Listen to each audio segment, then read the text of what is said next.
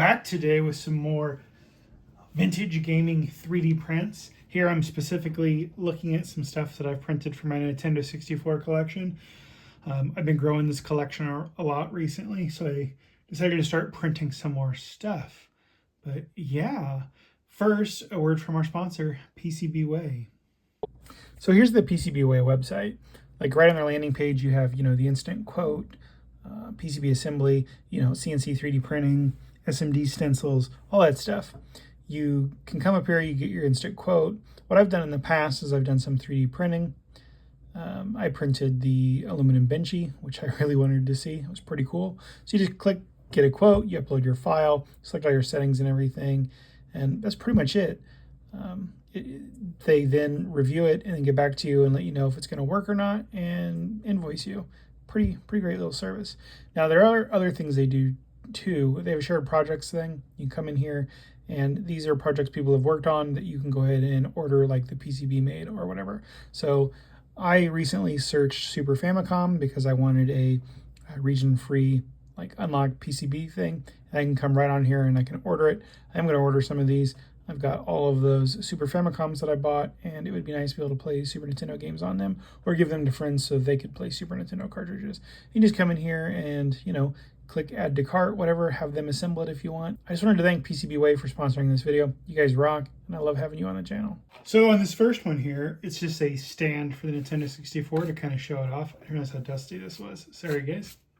Let's clean that a little. This is actually one of my cool Nintendo 64s. This one is modded to do HDMI. You can see I got the expansion pack in it so I can play Perfect Dark. But this one will hold the controllers. I'm not thrilled about the way it holds the controller. You're actually putting the expansion pack thing, the memory card slot or the rumble pack slot, whatever you're going to do in here. And you're attaching that into these, or you're putting those into the unit. Kind of not my preferred thing, but it does have a little cable clip there. We'll look at another controller stand here in a little bit that I like a lot better.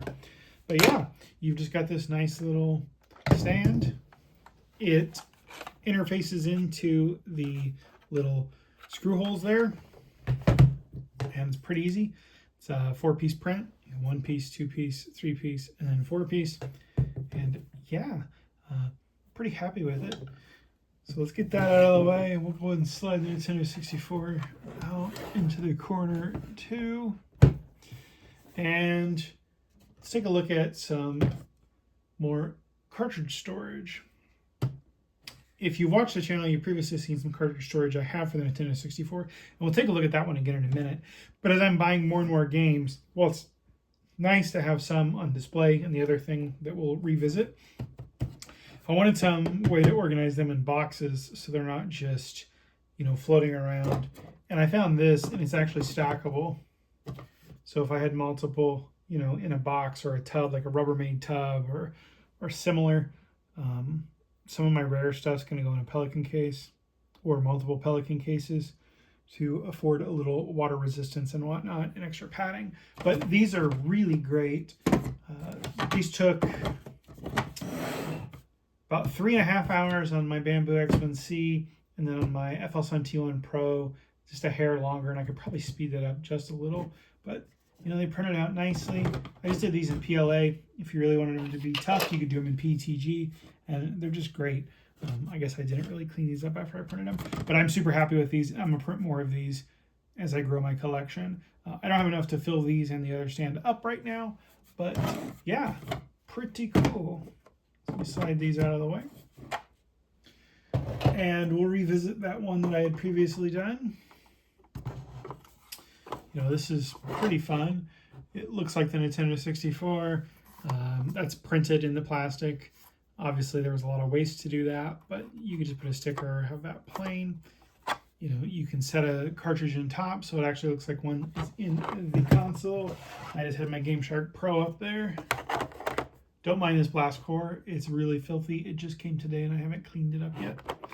But yeah, another really nifty one, which you may have seen a couple of times on the channel. Let's get that out of the way. And then I had looked at sleeves, dust sleeves, dust protectors for the cartridges in another video. and I apparently printed the European versions and they just didn't work well. I did find ones that work with the American ones. And again, I'll have all of this linked in the description so you can find these files if you want to print them yourself. And then last but not least, there is another controller stand. This one's on its own, and it just takes the center stock on the controller under the joystick, and it holds it really nice. You can have all of your controllers just stocked up on a shelf or whatever, and yeah, pretty cool. You know, I really like doing the Nintendo 64 stuff. It's fun.